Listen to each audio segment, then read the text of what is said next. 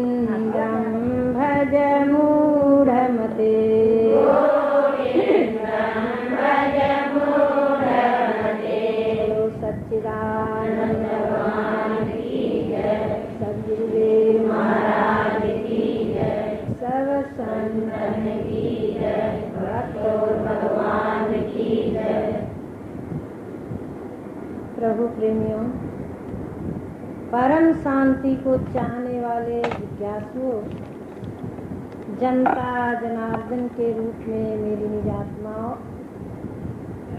अभी अभी योग वशिष्ठ महारामायण के आधार पर श्रवण कर रहे थे। थोड़े आगे आगे आ जाओ। इतिया 84 तेरी कट जाएगी, इतिया 84 तेरी कट जाएगी, 84 तेरी कट जाएगी, विषय विकारा वाली हट जाएगी, विषय विकारा वाली हट जाएगी, इतिया 84 तेरी कट जाएगी, इतिया 84 तेरी कट जाएगी। बोलो सच्चिदानंद भगवान की जय, सद्गुरुदेव महाराज की जय, सब संतन की जय, भक्त और भगवान की जय। प्रभु प्रेमियों, परम शांति को चाहने वाले जिज्ञासुओं,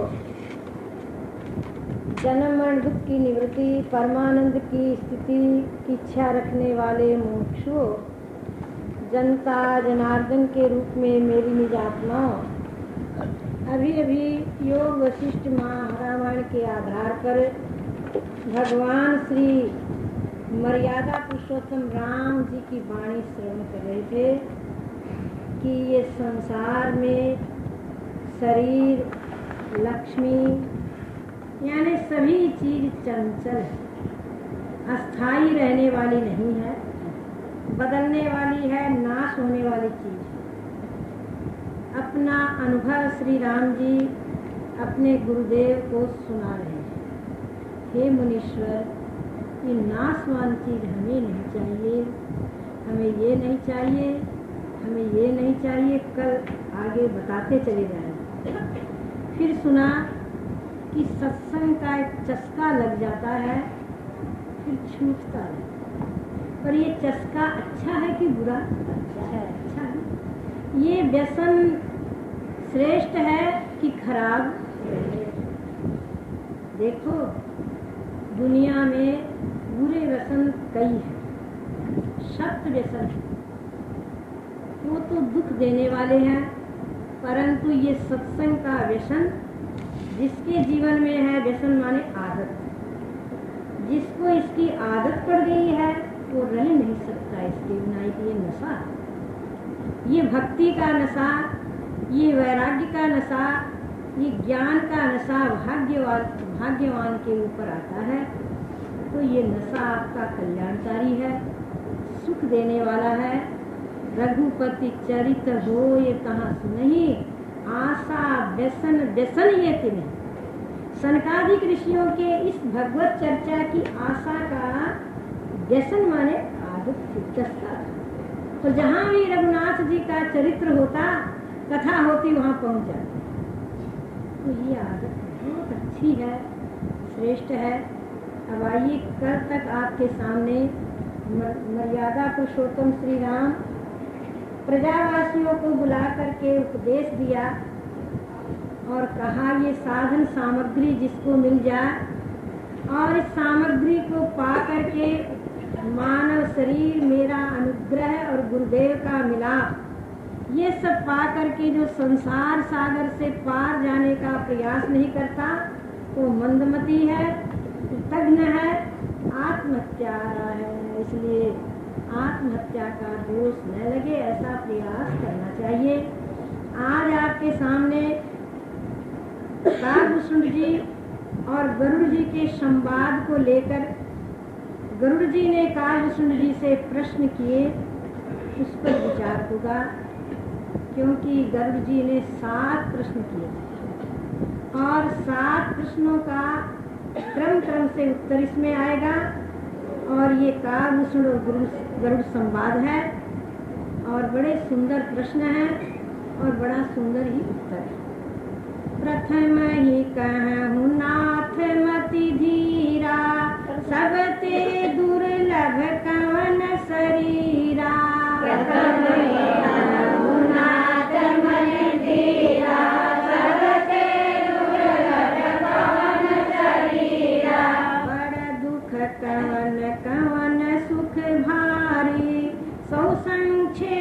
कही कहूँ बिचारी, बड़ दुख कवन कवन सुख भारी, सो संक्षेप कहूँ गुजारी। संत असंत मरम तुम जानहु, तिनकर सहज स्वभाव बखानहु। संत असंत मरम तुम जानहु, तिनकर सहज स्वभाव बखानहु। गान पुण्य श्रुति विदित विशाला, कहूँ कवन अघ परम कराला।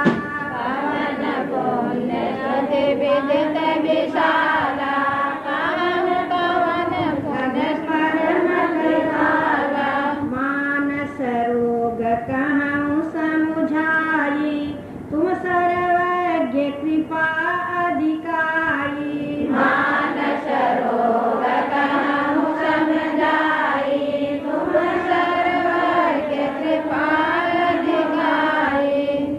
तो अक्षीराज गर्ग जी ने काव्यसुंद जी से पहला प्रश्न क्या किया है, और क्रम क्रम से 7 प्रश्न आपको भी बताएंगे और उत्तर भी क्रम क्रम से होगा। हे नाथ, हे धीर बुद्धि वाले, पहले तो ये बतलाइए कि सबसे दुर्लभ कौन सा शरीर है। पहला प्रश्न क्या है? शरीर दुर्लभ कौन सा है। फिर दूसरा प्रश्न क्या है? सबसे बड़ा दुख कौन है। तीसरा प्रश्न क्या है कि सबसे बड़ा सुख कौन है। और चौथा प्रश्न क्या है? संत और असंत का भेद आप जानते हैं, सो आप मेरे प्रति कहिए।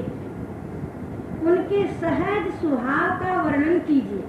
इसका संत का सहज स्वभाव क्या है और असंत का सहज स्वभाव क्या है, ये बताइए। और उसके बाद कि सबसे बड़ा पाप क्या है और सबसे बड़ा पुण्य क्या है। कितने प्रश्न हो गए? 5। और 5 नहीं, 6 हो गए। 6 हो गए।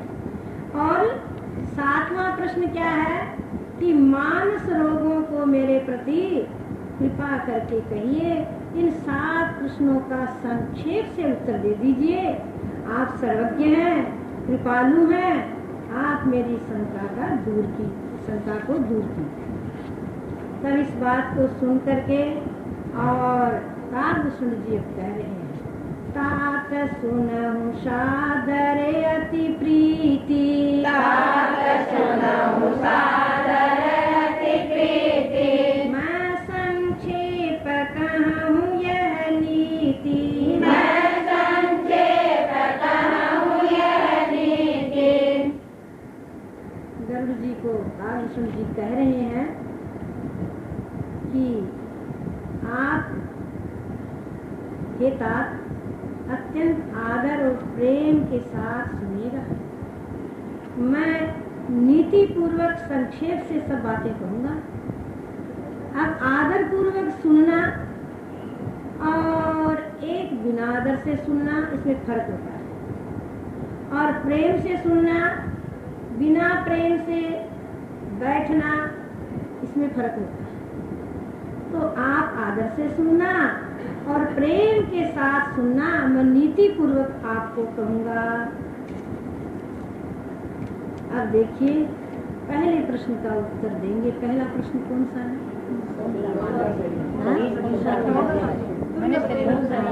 दुर्लभ शरीर कौन सा है?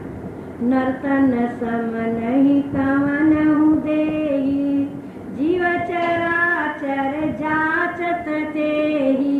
नर्तन सम नहीं कवनहु देहि, जीव चराचर जाचत तेहि। पहले मैं आधी चौपाई आपसे बुलाया करती थी, अब पूरी, क्योंकि पूरी बोलने में थोड़ा ध्यान रखना और पड़ेगा कि कहीं छूट न जाए। और आधी बोलना सहज है, अब पूरी बोलिएगा, पूरी बुला रहे। नरक स्वर्ग अपवर्ग निशेनी, ज्ञान विराग भक्ति शुभ देनी।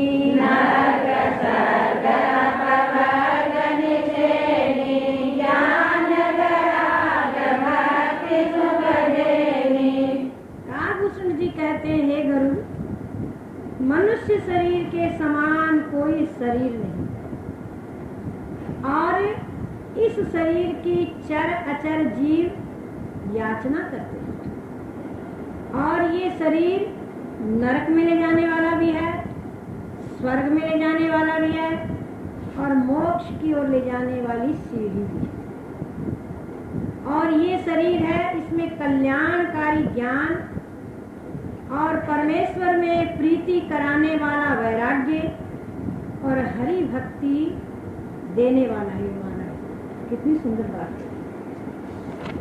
इस मानव शरीर के समान कोई भी शरीर नहीं है, और चर अचर इसकी इच्छा किया करते हैं। चर माने पशु और पक्षी, अचर माने पहाड़ और वृक्ष, क्योंकि पहाड़ वृक्ष भी एक योनि है। यमला अर्जुन वृक्ष बन गए थे, कथा आती है भागवत में। और भगवान श्री कृष्ण को माता यशोदा ने ऊपर से बांधा, तो फिर दोनों वृक्षों के बीच से निकले और वृक्ष गिर गए, उद्धार हो गया। यमला अर्जुन उसमें से निकले, तो थी नहीं ये योनि। तो चर तो चलने फिरने वाले जीव, अचर माने पहाड़ वृक्ष आदि। इस मानव शरीर की इच्छा क्या, क्यों करते इच्छा? तो हमें देखते हैं कि ये हमारे से अच्छा है, श्रेष्ठ है। आप घरों में देखिए, घर में छोटे बच्चे होंगे ना, तो अपने को परतंत्र मानते हैं, और हम अपने से बड़ों को स्वतंत्र मानते हैं। वो क्या सोचते हैं, हम बड़े होंगे तो हम भी ऐसे करेंगे। कई बच्चे कह भी देते हैं, हम बड़े होंगे तो ऐसे करेंगे। सोचते ये तो कर सकते हैं, हम नहीं कर सकते।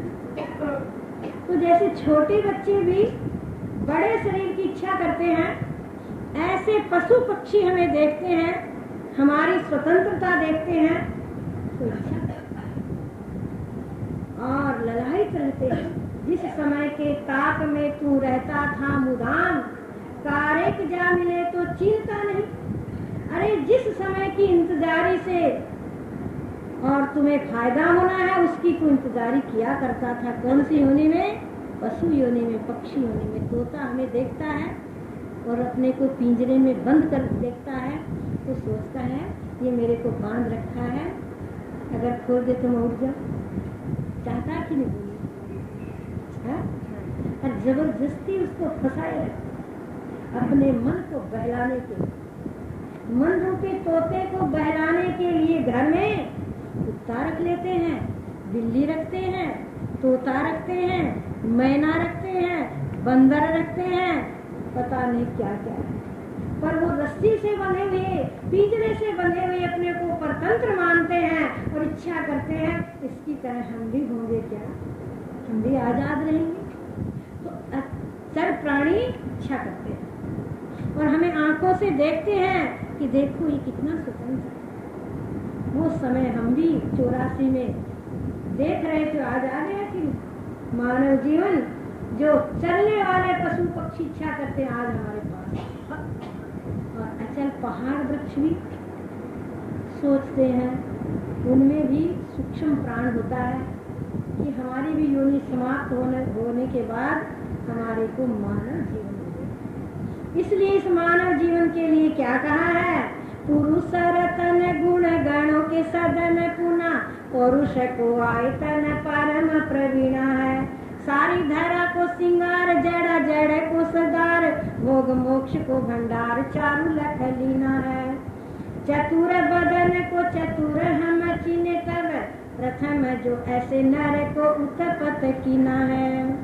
ताते पाछे तत्क्षण नष्ट करे आहा कष्ट, इति विधि विधना को पंडित न चीना है। ये भर्तृहरि के वाक्य हैं। भर्तृहरि जी ने कहा है ये पुरुष एक रतन है। कल मैंने कहा था ना, मानव जीवन एक रतन और सब गुणों का सदन। सदन माने घर।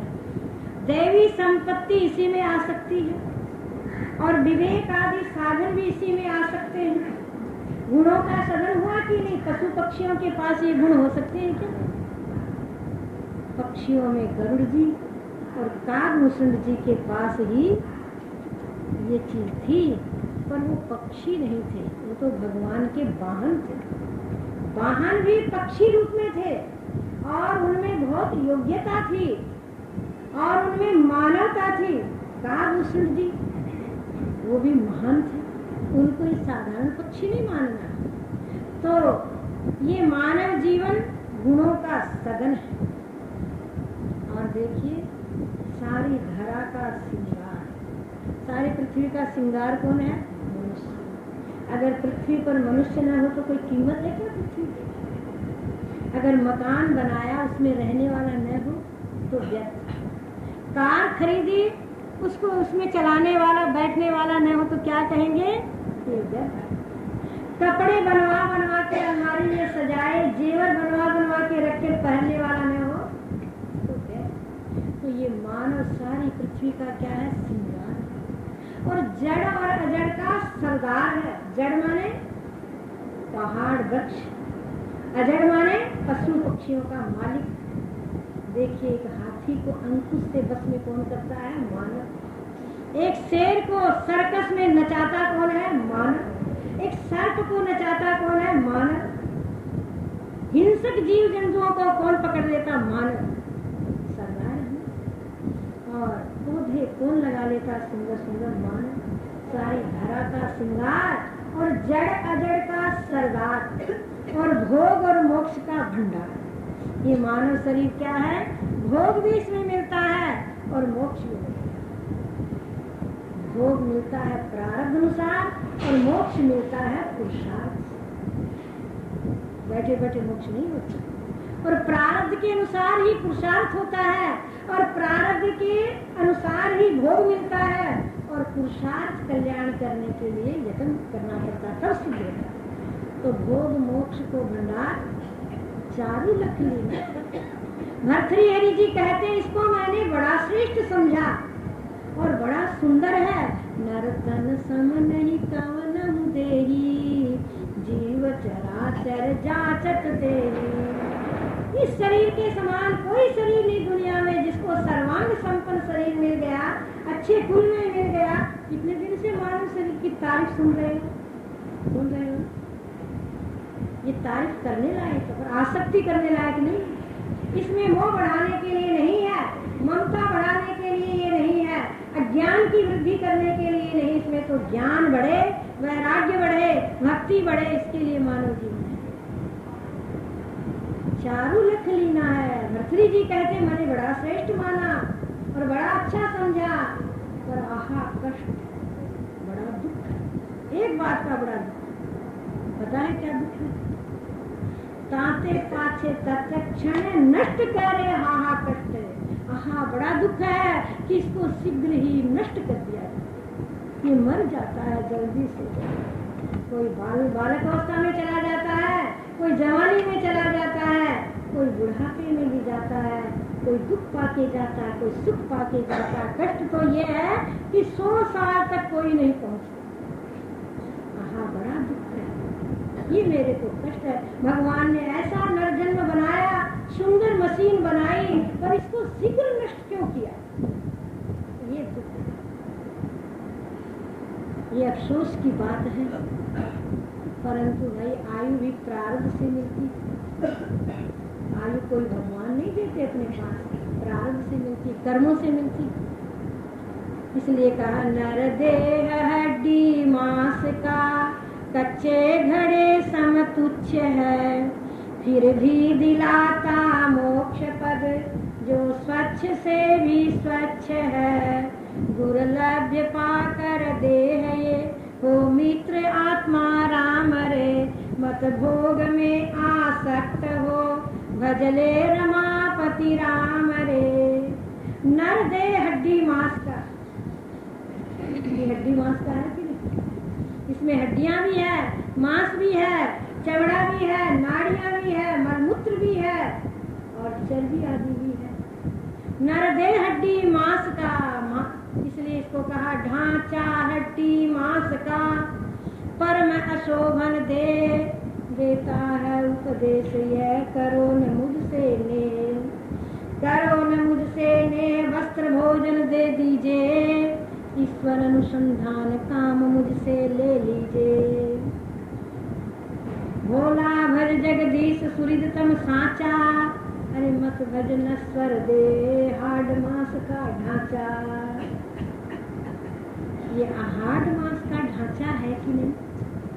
देखिए, और हम देखते हैं ना खिलौने, कोई प्लास्टिक का होता है, कोई कपड़े का होता है, कोई स्टील का भी होता है, परंतु ये किसका है? हड्डी मांस नाड़ी त्वचा। और परम अशोभन दे, इसमें एक आत्मा के सिवा शोभा लायक चीज क्या, जरा बता दीजिए। हड्डी मांस सुंदर है, शोभा लायक है। जब कोई कारणवश हड्डी काट दी जाती है तो उसको रखते फेंक देते। कोई मांस काट दिया जाता है, गंदा मांस, तो फेंकते हो क्या? और मलमूत्र इससे रोज फेंकते हो। और इसका चमड़ा उतार दिया जाए फिर इसको ठीक से रखते हो क्या? आत्मा जहाँ परिपूर्ण है पर विशेष चेतन जिसमें नहीं है, उस शरीर की चीज को हम तुरंत फेंकते हैं। इसलिए इसमें शोभा लायक वस्तु परमात्मा के सिवाय कोई चीज है? पर कितनी तारीफ करते हैं इसकी, कितनी महिमा गाते हैं कि जी आँख तो नींबू की सी फाड़ है, और कमर जैसे नेत्र है, और दांत दारू के बीज है, और नाक सुए की चांच है। इसकी शोभा गा रहे हैं। हाँ ठीक है, उपमा दी जाती है भगवान की बनाई हुई सुंदर मशीन को, परंतु विचार से देखो सुंदर वस्तु इसमें एक परम अशोभन दे देता है उपदेश, ये करो न मुझसे ने, ये मेरे से प्रेम मत करो, उपदेश देता। अवधूत दत्तात्रेय जी महाराज ने 24 गुरु बनाए, जिसमें से एक गुरु अपने शरीर को बनाया। शरीर को भी गुरु माना। क्यों माना? शरीर हमें उपदेश चाहिए। 9 द्वार से रोज क्या निकलता है? बढ़िया चीज निकलती है क्या? 9 द्वार से हमेशा दिन रात मैल झरता, दिन रात मैल झरता। 9 द्वार से हमेशा दिन रात मैल झरता, दिन रात मैल झरता। इसमें भरा है क्या क्या मूर्ख न ख्याल करता, मूर्ख न ख्याल करता। इसमें भरा है क्या क्या मूर्ख न ख्याल करता, मूर्ख न ख्याल करता। द्वार से हमेशा बढ़िया चीज निकलती है क्या? निकलते ही हटाओ। मूर्ख सोचता नहीं, विचारता नहीं। तो अवधूत दत्तात्रेय जी ने और अपने शरीर को गुरु माना, और क्या कहा? सर्व और श्रोणित भर्यो आमिष पिंड निहार, करे सुवायुष चील बहू को कर सके निवार। अरे सर्व और क्या बराबर? श्रोणित। श्रोणित माने खून। सुई लगाओ क्या निकलेगा? आमिष पिंड निहार, और मांस का पिंड है। अगर ये चमड़ा नहीं होता तो कौवे चोंच मारते, चील चोंच मारती, और हमें डंडा लेना पड़ता उनको हटाने के। है कि नहीं? जरा सोची। भगवान ने बहुत कृपा की, इस पर चमड़ा लगा दी, जिससे कोई देखता और पूछता है। अगर चमड़ा नहीं होता तो कोई नजदीक नहीं बैठता इसके। बैठता क्या? घाव होता तो तुरंत उसको मलम पट्टी करके ढक देते कि भाई ठीक है। क्यों नहीं उघाड़ा रखते? चोट लगने का भय और एक दुर्गंधी का स्थान, एक बुरा लगे। इसलिए कहा है कि करो न मुझसे ने। कौन कहता? शरीर हमें उपदेश देता, मेरे से ने मत करो। और वस्त्र भोजन दो, ये कहता मेरे को कपड़ा दे दो और रोटी दे दो, और 2 रोटी 2 कपड़ा में ईश्वर से मिलने का काम मेरे से ले लो। ईश्वर से मिलने का काम ही तो लेने बैठे हैं। ये सभा किस लिए लगी है? ये मीटिंग किस लिए हो रही है? ईश्वर से मिलने का काम लेना है। ईश्वर अनुसंधान काम मुझसे ले लीजिए, ये हमें उपदेश दे। ईश्वर से मिलने का काम ले लो। भोले महात्मा जी ने कहा है, भोला भज जगदीश सूर्य तम साचा। जगदीश का भजन करो, परमेश्वर का भजन करो। दो घड़ी भगवान का लेना तुम, दो घड़ी भगवान का लेना तुम। छोड़ के दुनिया के सारे काम तुम, छोड़ के दुनिया के सारे काम तुम। दो घड़ी भगवान का लेना तुम। दो घड़ी भगवान का लेना तुम। दो घड़ी का ध्यान भी रंग लाएगा, दो घड़ी का ध्यान भी रंग लाएगा। ये समय थोड़ा सुबह और शाम तुम, ये समय थोड़ा सुबह और शाम तुम। छोड़ के दुनिया के सारे काम तुम, छोड़ के दुनिया के सारे काम तुम। घड़ी भगवान का लेना तुम। दो घड़ी भगवान का लेना तुम। तन अपने को साफ कर आसन जमा,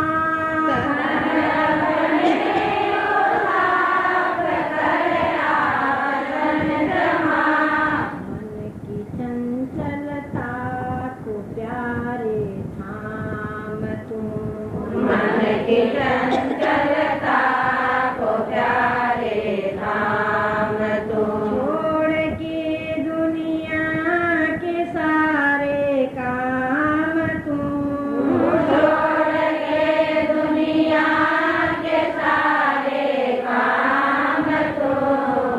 घड़ी भगवान का ले नाम तुम।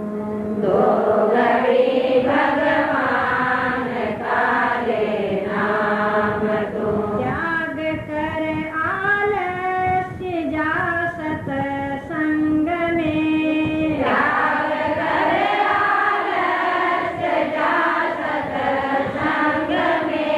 प्रेम रस का भक्तवती जाम तुम, प्रेम रस का भक्तवती जाम तुम। छोड़ के दुनिया के सारे काम तुम, छोड़ के दुनिया के सारे काम तुम। घड़ी भगवान का ले नाम तुम। दो घड़ी भगवान का लेना तुम। देख तेरे काम की यह बात है, देख तेरे काम की यह बात है। आएगा दुनिया में फिर आराम तुम, आएगा दुनिया में फिर आराम तुम। छोड़ के दुनिया के सारे काम तुम, छोड़ के दुनिया के सारे काम तुम। घड़ी भगवान का ले नाम तुम। दो घड़ी भगवान का लेना तुम। ईश्वर अनुसंधान काम मुझसे ले लीजिए। ईश्वर से मिलने का काम, जीव ब्रह्म की एकता का काम और रूप प्रेम का काम इससे होगा कि और किसी पशु पक्षियों में होगा। भोला भज जगदीश सुहृदतम साचा। भोले महात्मा जी कहते हैं जगदीश का भजन कर, वो सुहृद मित्र हमारा सच्चा मित्र। मत भज नश्वर दे मांस हाडी का ढांचा। नश्वर या नाशवान शरीर का भजन मत कर, चिंतन मत कर। इस शरीर में जो बैठा है ठाकुर, उसका सब शरीरों में ठाकुर है कि नहीं है? ये ठाकुर का द्वार है कि नहीं? ठाकुर भले विराजे जी छोटी सी जगन्नाथपुरी में भले विराजे जी।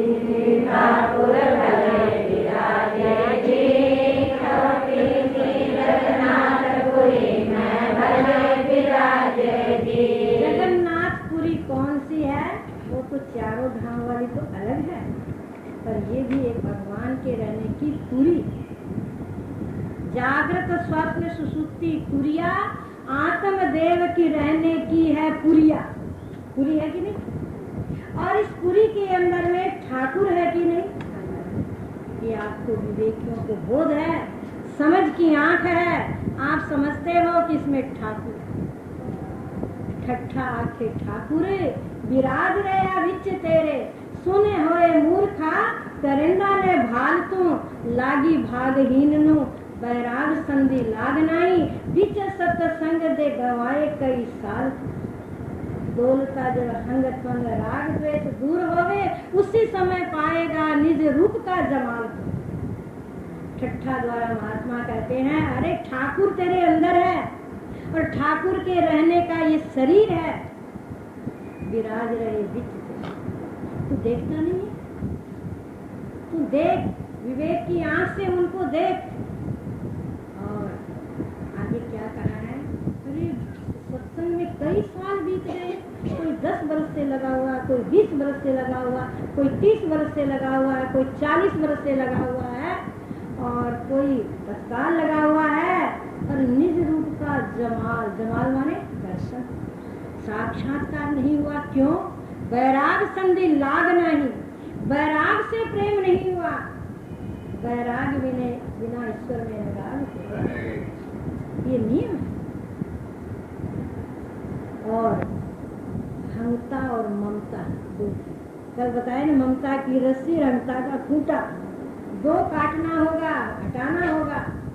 हंग त्वंग, मैं और मेरे का भाव दूर हो, और राग और द्वेष ईर्षा दूर हो, उसी समय पाएगा निज रूप का जमाल। उसी समय दर्शन हो जाए। ये पर्दा है। तो क्या बता रहे थे? ईश्वर अनुसंधान काम मुझसे ले लीजिए। तो नर दे हड्डी मांस का कच्चे घड़े संकुच। कच्चा घड़ा होता है ना कुम्हार का, आवे में पका हुआ नहीं, उसको पानी डालो, उसको फिर भी समय लगती है, उठा के रख दो, बरसों का बरस पड़ा रहेगा, पर ये इसका भरोसा है। ये कच्चे घड़े से भी ये समान नहीं, उससे भी तुच्छ है। घड़ा ज्यों नीर का फूटा, पता ज्यों डाल का टूटा, ऐसी नर जान जिंदगानी, अब नर चेत अभिमान। देख मत फूल तन गोरा, जगत में जीवना थोड़ा। गोरे शरीर पर क्या मोहित होते हैं। जिंदगी कितने दिन, थोड़े दिन का जीवन। जैसे घड़ा टूट जाता है, देखते रह जाते हैं, डाली से पत्ता टूट जाता है, ऐसे जीवन है मनुष्य। तुच्छ है, परंतु एक खूबी है ना, फिर भी दिलाता मोक्ष पद। फिर भी मोक्ष इसी में होता है, मोक्ष पद इसी में मिलता है। इसलिए फिर भी दिलाता मोक्ष पद, जो स्वच्छ से भी स्वच्छ है। स्वच्छ क्या है? केवल मोक्ष। वो दिलाने वाला कौन है? कि मानव शरीर। मानव शरीर की महिमा बता रहे हैं ना, चर इसकी इच्छा करते हैं, और नर शरीर जो है मोक्ष पद में पहुंचाने वाला है, इसके बिना काम नहीं बनता है। इसलिए आगे कहा है कि इसकी आसक्ति का परित्याग कर दे और भजले रमापति राम। राम जो रमापति है, मायापति प्रभु है, उसका भजन कर। और सब में रमा हुआ रम रहे आत्म राम सभी के मन मंदिर में। रम रहे आत्म राम सभी के मन मंदिर में। गूढ़ रहस्य ये कोई कोई जाने, गूढ़ रहस्य ये कोई कोई जाने। जब होवे निष्काम सभी के मन मंदिर में। जब होवे निष्काम सभी के मन मंदिर में। रम रहे आत्म राम सभी के मन मंदिर में। रम रहे आत्म संतन की जय, भक्तो भगवान की जय। प्रभु प्रेमियों, परम शांति को चाहने वाले जिज्ञासु जनता जनार्दन के रूप में मेरी निजात्माओं, अभी अभी भगवत गीता के आधार पर श्रवण कर रहे थे। पूर्ण सतगुरुदेव की शरण में जाना चाहिए, जिनको कोई भी आकांक्षा नहीं है, जो श्रोत्रिय ब्रह्मनिष्ठ है, जो आत्मकामी अभिदर्शी है, जिनको कुछ भी सांसारिक इच्छाएं नहीं है और आप पूर्ण है, वही पूर्ण का बोध करा सकते हैं। अब आइए, रामायण के आधार पर उत्तरकांड का प्रसंग चला हुआ है। गरुड़ जी ने कालभूषुंड जी से 7 प्रश्न किए हैं। पहला प्रश्न है कि हे नाथ, ये बताइए सबसे दुर्लभ शरीर कौन सा है। दूसरा प्रश्न है सबसे बड़ा दुख कौन है। तीसरा प्रश्न है सबसे बड़ा सुख कौन है। चौथा प्रश्न है संत और असंत का मर्म बताइए और उनका स्वभाव वर्णन कीजिए। और सबसे बड़ा 5वां प्रश्न क्या है, सबसे बड़ा पुण्य कौन सा है और सबसे बड़ा भयंकर पाप कौन सा है। और उसके बाद में मानस रोग के विषय में पूछा। आप कृपा करके